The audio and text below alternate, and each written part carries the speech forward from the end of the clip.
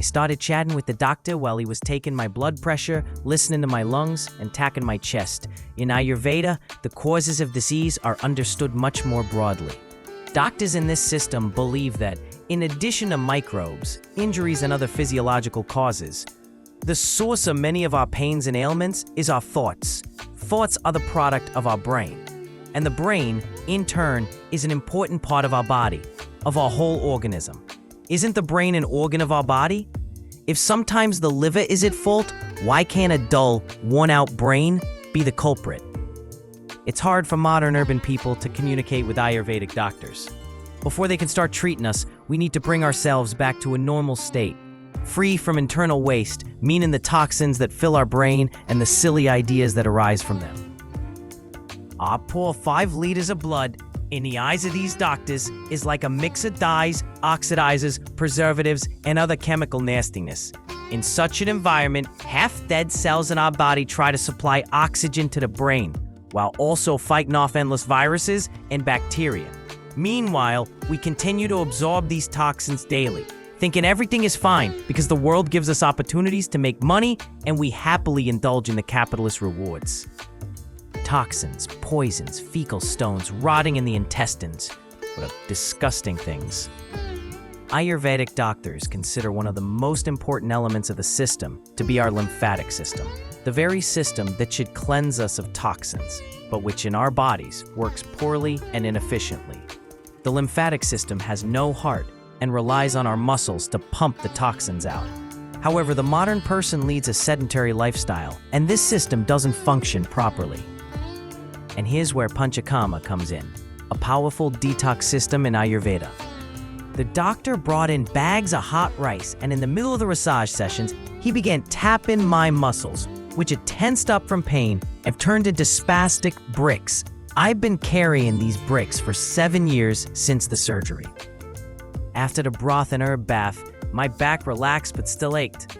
I was sitting again, staring at the wall of the Ayurvedic center, decorated with a Buddha statue, pondering the difference between imagination and fantasy. What is fantasy, and how does it differ from imagination? Fantasy, unlike imagination, creates new images that a person has never seen before. But ancient philosophers argued that everything we invent is just a reprocessing of already existing images and ideas. Imagination is the creation of new images based on what is already known to the person. Take, for example, the world created by Tolkien. From the perspective of ancient Greek philosophy, his world isn't fantasy because all the characters and elements of myth had already been part of the world's culture. It's his imagination.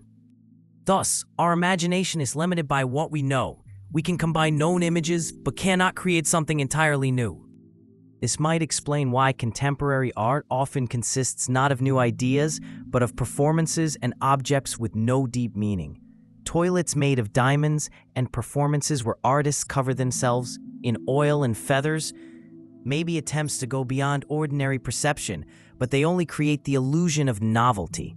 So perhaps art today suffers from this very limitation of imagination. We need to consider whether we are truly creating something new or merely rearranging old images.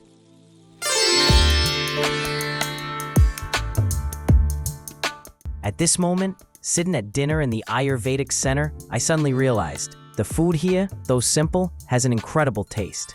Perhaps the cleansing of my brain from toxins has affected my taste receptors, and I began to truly perceive the flavors of these dishes. Why vegetarian food? We consume an enormous amount of meat. But our bodies, though designed to digest protein, cannot handle such loads. Our intestines and organs suffer from an overload of proteins and fats. This causes decay and therefore toxins and poisons that the body cannot process properly. For an immigrant, meat isn't just food. It's a symbol of prosperity, a golden medal, a sign that life has been successful. In Ukraine, meat was eaten rarely, but here in the US, a fridge full of meat is a symbol of success. When my mother-in-law came to the States, she immediately demanded a 10-pound ham, a 1.5-meter-long back muscle of a poor pig, and for a whole week, she ate nothing but that, moaning with pleasure. It was impossible to enter the bathroom after her. And now, after dinner at the Ayurvedic Center, I suddenly had a strange thought. Meat is the flesh of a slaughtered being, a being that experienced fear and pain. We know that fear and stress trigger hormone release into the blood. What if, by eating meat, we are consuming these substances? What if, along with the proteins and fats, we're ingesting adrenaline, hormones of fear, something we can't yet measure? And in this regard, Ayurveda can be understood. It truly believes that such chemical changes in meat can affect a person not only physically, but also at the level of thoughts, emotions, and even fate. So, in this regard, Ayurveda truly works. It helps restore balance in the body and frees the lymphatic system, liver, and other organs from toxins that have accumulated over the years of our modern life. Panchakarma helps cleanse the body, but the most important thing is how it helps to cleanse our mind and thoughts. And if we pay more attention to ourselves, perhaps we can take a step toward better health and clearer thoughts. I fell asleep right on the evening balcony of my room.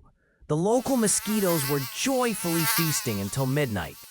And I suddenly thought, maybe those who spent their whole lives eating meat turn into mosquitoes after death, doomed to buzz around and drink human blood as punishment.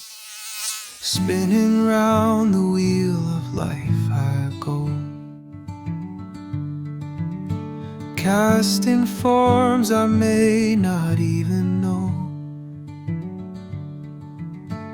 a drifter in the space of time and lore.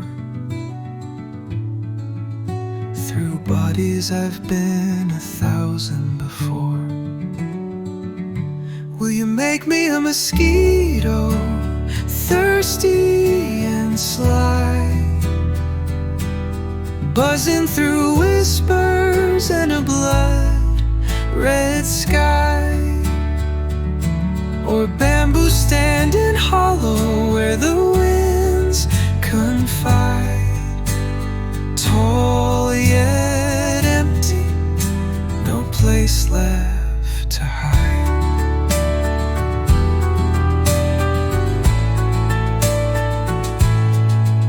Samsara calls with her cryptic beat. She dances where the soul and body meet, a game of fortune spinning in the great unknown, each turn a face, a world, a fleeting home. Will you make me a mosquito, thirsty and sly, buzzing through whispers and a blood-red sky? Or bamboo standing hollow where the winds confide, tall yet empty, no place left to hide. I call to the stars, make me whole again, shape me a human with ink in the veins, a heart that can love, fall, break and mend. Let me begin where the wheel will end. Will you make me a mosquito, thirsty and sly, buzzing through whispers and a blood red